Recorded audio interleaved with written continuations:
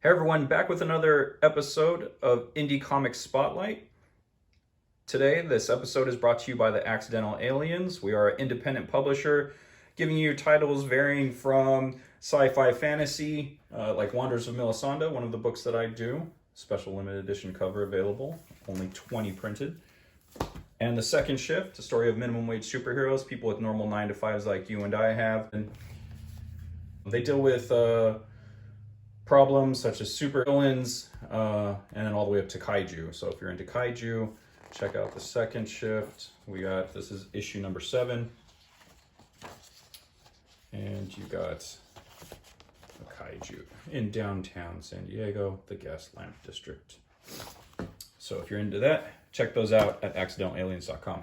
And one of the first things I want to talk about today, besides The Second Shift and the Accidental Aliens, is From Rufio to Zuko by Dante Bosco. This is like the memoirs of Dante Bosco. If you do not know who Dante Bosco is, he played Rufio in the movie Hook back in the 90s with Robin Williams. Very successful movie. Rufio was a standout character. Everyone loved Rufio, especially in the Filipino community. We definitely were big on him. And he also voiced Prince Zuko in Avatar: The Last Airbender, as you can see on the cover here. He has actually 2 covers to his book. And so one half is Rufio and the other half is Zuko. So he was very cool. He was over at SoCal Comics doing a signing. Everyone on staff was able to get stuff signed from him at the end. And he gave me this book and personalized it to me. It's very cool. And here you can see the other half of the cover right there. He's a really cool dude. He was just like someone from the neighborhood, just talking to him, chopping it up for a while. And I'm part of the Phil-Am Creator Con coming at the end of the year in September, and talk to him about potentially being one of our guests there. And so hopefully he'll be there and selling some books and talking with people. Just a super nice guy, very generous with his time. He was only supposed to be there for 2 hours. He was there for 3 hours and 45 minutes. Just a massive line. I'm in San Diego. There's a large Filipino community here. And so we definitely showed out, and it was very cool. My studio, The Accidental Aliens, we were there selling our books as well. So it was cool. We were able to sell some books to some people, and yeah, it was a good time. So that was the first thing I wanted to talk about. And I also talked to Dante about Filipino representation in entertainment and in comics, and how that was important to me. So much like Dante representing in movies and such, I represent in my comic books. 2 of the main characters are brother and sister. They're Filipino brother and sister. And then we also have Bayani Man, who's equivalent to like a Filipino Superman. So he's based out of the Philippines, and yeah, so that's issue 8. So if you're into those titles, those sound interesting to you, go check them out at accidentalaliens.com. All right, that's enough for the self-plug. And we'll move on to these other books. Also, if you guys can like and subscribe, that would be great. Leave me some comments below.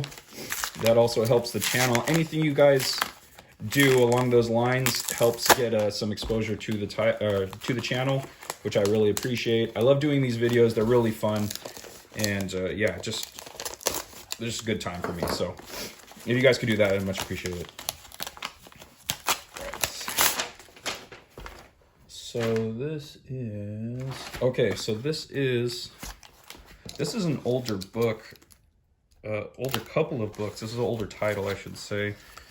I saw another YouTuber, shout out to Big Elbow.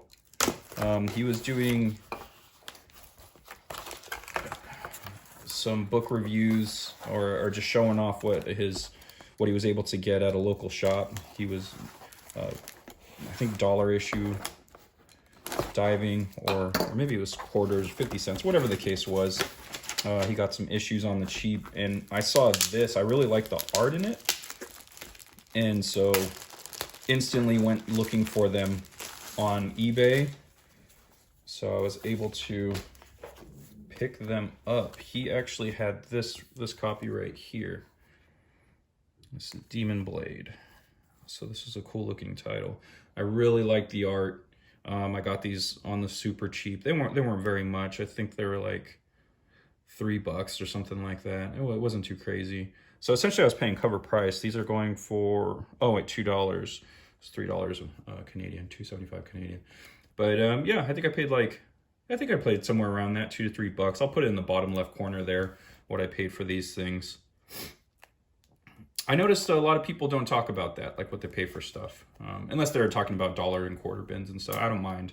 If I find it interesting, I like information. So if you know, the more you know, the better. These are actually in pretty good condition for older books. Let me see here.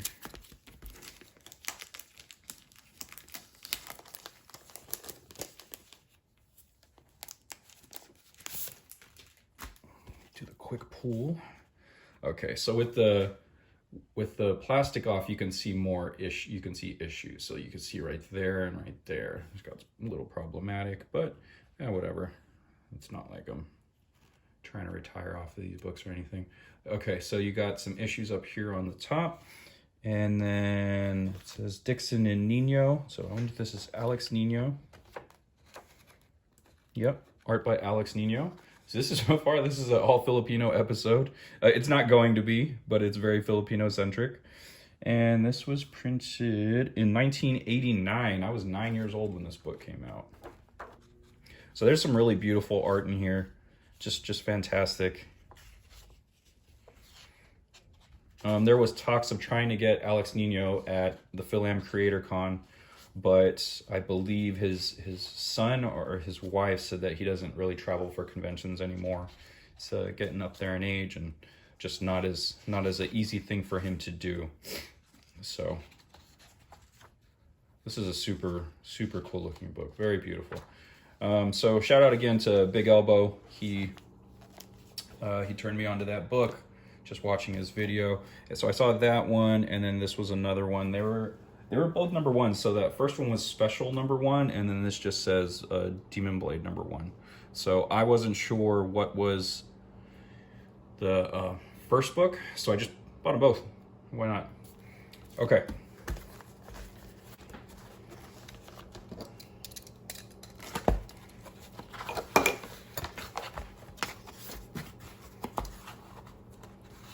Okay, so this is slightly exaggerated. This this pairing here, or at least this writer, I've picked up some of his books from Kickstarter previously, and so he was pimping this book out. It did pretty well, but it didn't do as well as his other one. I think it was coming down to the wire for it to get funded, so I picked it up.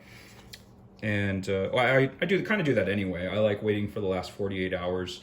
Just, I don't know, there's something about knowing that the money's going to come out of my account sooner than later that I prefer. So I usually back projects. I just put the reminder on Kickstarter to remind me 48 hours before it ends, so then I know at least the money's going to come out within the next 3 days. So yeah, so this is a cool looking book. The art's very beautiful, very vibrant. I like the colors. It's this hard to describe the style. It's a very beautiful style. It kind of feels like there's a manga influence, but not overly. There's kind of this Tank Girl-esque vibe to it, but just, I don't know, kind of like it. I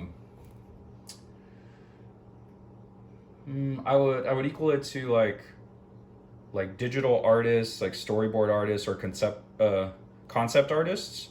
So I get that vibe out of it. So it's like a concept artist meets Tank Girl. So, very beautiful book. It came in perfect condition. It's not.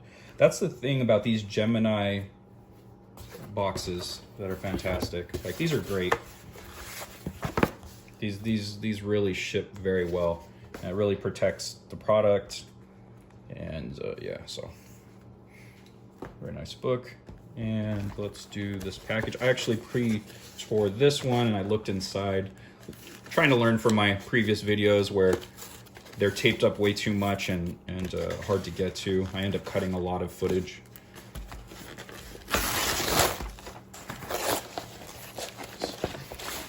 There we go. It's in a little snug. And make sure there's nothing written on the other side. And this is, when I send out books, this is more of my style, how I send books out. I'll sandwich it in between cardboard. I'll tape it up really well. I don't necessarily have the money for the Gemini holders. That would, when I do the Kickstarters, I really do it for the bare minimum of what we need. So it's usually, like I'll do one for 4,000 and the studio will need basically all 4,000 of that to print the books. And then what we go over, instead of it actually being a legit like stretch goal, it's actually to pay for shipping and for printing other stuff like exclusive prints and metal prints and stuff along those lines. So I try to factor them in the best I can, but you kind of start seeing how much you are spending on all this stuff, and it really adds up super fast. So I try to ask for the bare minimum. So we're actually going to start doing a different style Kickstarter for our books from now on.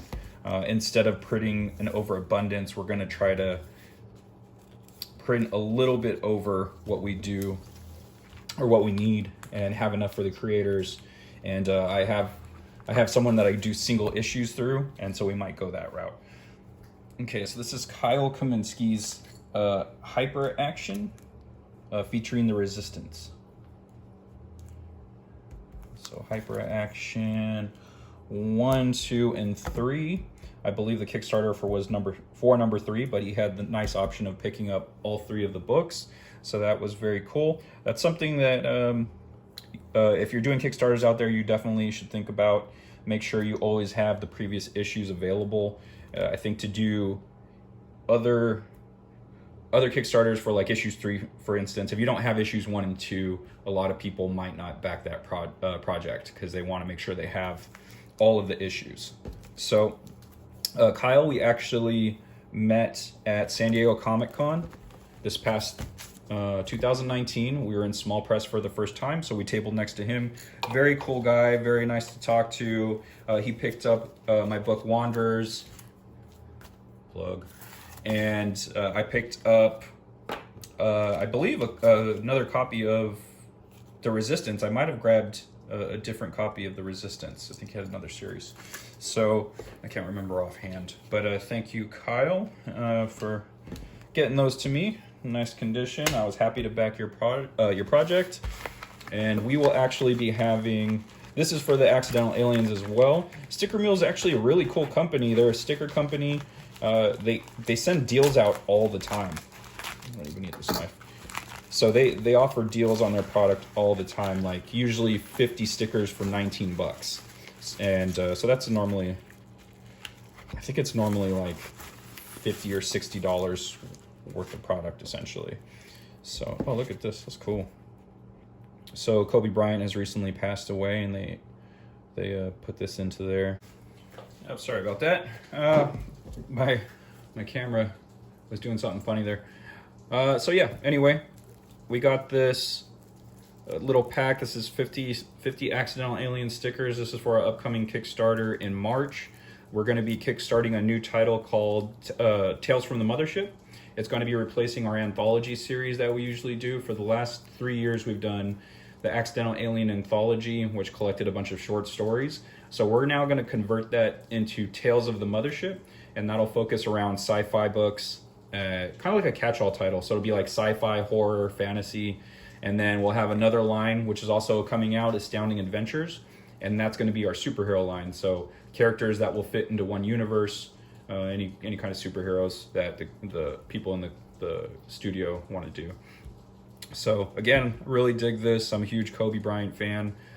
Like that. They always include a coaster, which is super nice. I have a stack of coasters that are next to my table, and then they give you their logo and their logo. Very cool. All right, that'll do it for this episode of, well, I don't have a name for the show. Well, the Indie Creator Spotlight. And so that's it for the Indie Creator Spotlight episode. And yeah, once again, go to accidentalaliens.com. Please like and subscribe to this channel. And if you like any of the books I talked about, we have more titles on there. There's Super Able, The Adventures of Tarek Zion, and the Accidental Alien Anthologies.